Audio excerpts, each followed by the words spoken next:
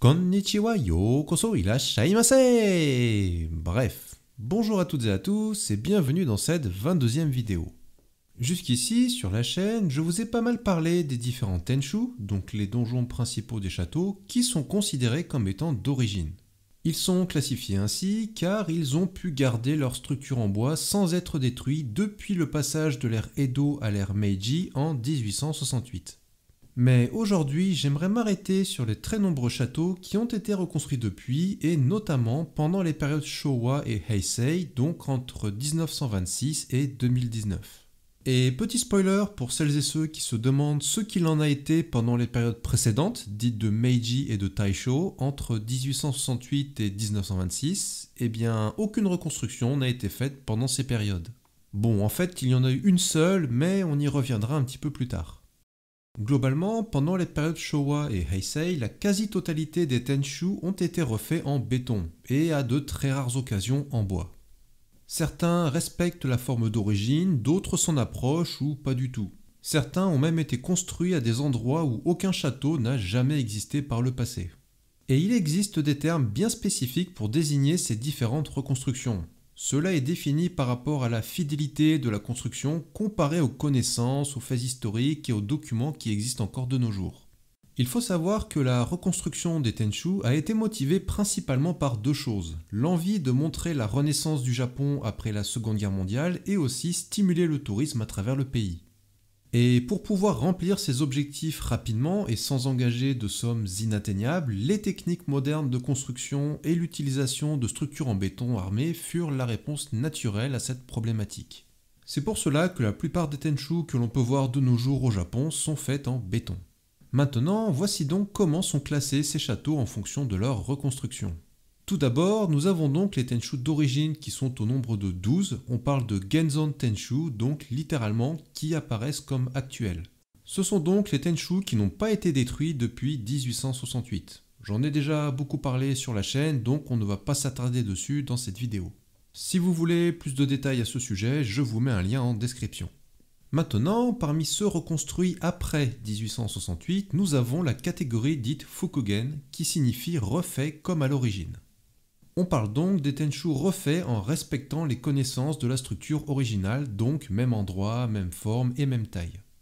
Mais dans cette catégorie, on distingue en fait deux sous-catégories. Ceux en bois, qui respectent donc à 100% le bâtiment d'origine, même à l'intérieur, et ceux en béton, qui ne respectent que la forme extérieure, l'emplacement et la taille, mais pas l'intérieur, car refait en béton. Pour ceux reconstruits en bois, on parle de Tenchu dit Mokuzo Fukugen, donc Tenchu refait comme à l'origine et construit en bois. Ceux-ci ont pu être refaits ainsi car il y avait assez de documents, de vieilles photos, de temps et surtout de budget pour les refaire fidèles à l'original. Et ce genre de reconstruction est très rare car on n'en compte que 5 dans tout le pays. Il s'agit des châteaux de Shirakawa Komine, du château de Kakegawa, aussi de Shiroishi, de Shibata et de Oozu. Le moins récent d'entre eux, le château de Shirakawa Komine, a vu son Tenchu refait en 1991 et le plus jeune, celui de Oozu, en 2004. Donc on voit que ce sont des reconstructions assez récentes. Et en tant que fan de châteaux japonais, ce genre d'initiative fait vraiment plaisir. Maintenant, pour ceux fidèles à l'original mais reconstruits en béton, on parle de Tenchu dit Gaikan Fukugen, donc dont l'extérieur est refait comme à l'origine. Cela désigne les Tenchu refaits en béton armé avec des techniques modernes et qui respectent la forme d'origine mais dont l'intérieur n'est plus le même. D'ailleurs, en général, c'est devenu le musée du château. On en compte 9 dans ce cas et 5 d'entre eux sont des châteaux détruits pendant la Seconde Guerre mondiale, comme indiqué dans ma vidéo dédiée à ce sujet, lien en description. Pour ceux détruits pendant le conflit, nous avons donc les châteaux de Nagoya, de Oogaki, de Hiroshima, de Wakayama et de Okayama. Les 4 autres, donc les châteaux de Matsumae, Kumamoto, Aizu Wakamatsu et de Fukuchiyama, ont disparu pour d'autres raisons. Le premier d'entre eux à avoir été refait est celui de Nagoya en 1957, et le 8e sur les 9, celui d'Okayama en 1966. Donc on a ici 8 reconstructions dans un intervalle d'à peine 10 ans. Le 9e et dernier, celui de Fukuchiyama, arriva un peu plus tard car sa reconstruction date de 1986. Ce genre de château a été reconstruit ainsi car les documents restants ne montrent que la partie extérieure du château et non l'intérieur. Et parfois c'était aussi car après la guerre, il fallait vite les reconstruire pour montrer le renouveau du Japon et on ne pouvait pas perdre de temps à essayer de les reconstruire avec des techniques anciennes. C'est exactement le cas du château de Nagoya qui a été refait en béton à l'époque, mais qui est le seul parmi tous les châteaux reconstruits en béton à posséder tous les documents nécessaires pour le refaire à 100% comme à l'origine et en bois. Ce projet est d'ailleurs en cours, donc dans quelques années, le château de Nagoya va passer de la catégorie Gaiso Fukugen à Mokuzo Fukugen. Passons maintenant à un autre type de reconstruction dite Fukko, qui désigne les châteaux qui ont bien possédé un Tenchu par le passé, mais celui reconstruit aujourd'hui, bien qu'au bon emplacement, ne correspond pas à l'original, faute de documents ou de temps suffisant. Du coup, la forme et la taille ne correspondent certainement pas à l'original. Malgré ce manque d'informations, certaines villes et régions ont voulu reconstruire le Tenchu de leur château pour stimuler le tourisme. On en compte 12 dans tout le pays, tous refaits en béton armé, dont les plus connus sont les châteaux de Odawara, de Fukuyama, de Kokura et bien évidemment celui d'Osaka, qui est d'ailleurs le plus vieux des 12 car refait en 1931. Je vous mets la liste des 12 en description pour ceux que ça intéresserait. Et le dernier type est celui qu'on appelle le Mogi, qui désigne simplement une fausse réplique. Ce sont donc les Tenchu construits là où il y avait bien un château, quoique même pas toujours, mais qui n'ont a priori jamais possédé de Tenchu avec les connaissances actuelles. Ou alors, un Tenchu a existé, mais la reconstruction a été faite à un endroit différent. L'idée de ces reconstructions, en général, est d'avoir un symbole fort dans la ville pour stimuler encore une fois le tourisme. On en compte en tout une bonne cinquantaine à travers le pays. Je ne vais pas tous vous les citer, mais parmi eux, le premier reconstruit fut celui de Gifu en 1910. Donc le seul reconstruit pendant la période Meiji, et en plus il était fait en bois. Mais il brûla dans le bombardement de la ville en février 1943. Il sera reconstruit en 1956, en béton cette fois, dans la forme qu'on lui connaît aujourd'hui et toujours dans cette catégorie dite Mogi. De nos jours, c'est le château de Sumoto sur l'île d'Awaji qui est la reconstruction la plus ancienne car refaite en 1928. D'ailleurs, c'est peut-être aussi la plus petite reconstruction avec ce Tenchu vraiment rikiki.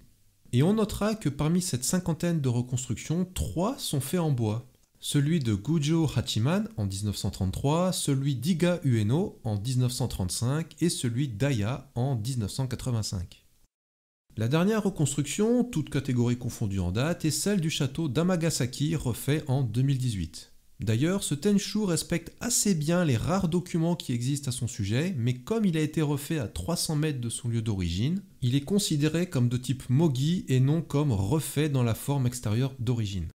On peut facilement l'apercevoir sur la gauche depuis la ligne JR juste avant la gare d'Amagasaki en venant d'Osaka. Après, certains musées prennent parfois la forme d'un château, mais ne se revendiquent même pas comme tel et aucun château n'a jamais existé à cet emplacement. Par exemple, si vous suivez Tev d'ici Japon, chaîne que j'apprécie énormément, il a fait une vidéo il y a 4 ans je crois, où il diffère un urbex dans un château médiéval abandonné. Mais c'est en fait un simple musée abandonné auquel on a donné une forme de château. Aucun château n'a jamais existé à cet endroit et l'endroit ne se revendique pas comme un château. Ensuite, c'est vrai qu'on peut avoir tendance à un peu délaisser les reconstructions en béton car considérées comme pas authentiques. Mais il faut bien comprendre que ce grand nombre de Tenchu reconstruits ainsi, et pas toujours fidèles à l'original malheureusement, traduit surtout la forte volonté du Japon de se relever de la Seconde Guerre mondiale et de promouvoir son tourisme à travers tout le pays. En plus, certains d'entre eux font partie d'un parc ou d'un site tout à fait remarquable avec même d'autres bâtiments d'origine, comme par exemple à Nagoya, Osaka ou encore Kumamoto pour ne citer qu'eux. Aussi, les Japonais ne voulaient plus de châteaux en bois si sensibles au feu. C'est pourquoi beaucoup de villes ont décidé d'opter pour l'option béton armé, beaucoup plus résistante et rapide à construire. Mais 50, 60 ans plus tard, certains de ces Tenchu en béton commencent à se faire un peu vieillissants et la question de la suite se pose. D'ailleurs, actuellement, les châteaux d'Okayama et de Fukuyama sont en cours de restauration de leur structure en béton. Mais le plus gros exemple d'actualité, et je vais un petit peu me répéter, est celui du château de Nagoya dont le Tenchu est fermé depuis 2018 pour des raisons de sécurité liées aux normes sismiques. Et donc, il est prévu de le refaire intégralement en bois comme à l'origine dans les années qui viennent. Et comme c'est le seul château qui peut se vanter d'avoir toute sa documentation complète pour le refaire comme avant sa disparition en mai 1945, je vous avoue que j'ai hâte que ce projet aboutisse. C'est donc la fin de cette vidéo. Encore une fois, merci à celles et ceux qui sont arrivés jusqu'ici. J'espère, encore une fois, que le sujet vous aura plu. Quand vous visitez un château, autre que les 12 d'origine, je pense qu'il peut être intéressant de savoir s'il a été refait en béton ou en bois et s'il est fidèle à l'original connu ou non. Pour soutenir la chaîne, toujours les 3 classiques et surtout, n'hésitez pas à en parler autour de vous si vous pensez que ça peut intéresser certaines personnes. Un grand merci à toutes et à tous. Je vous dis à la prochaine, sur ce, Wokini!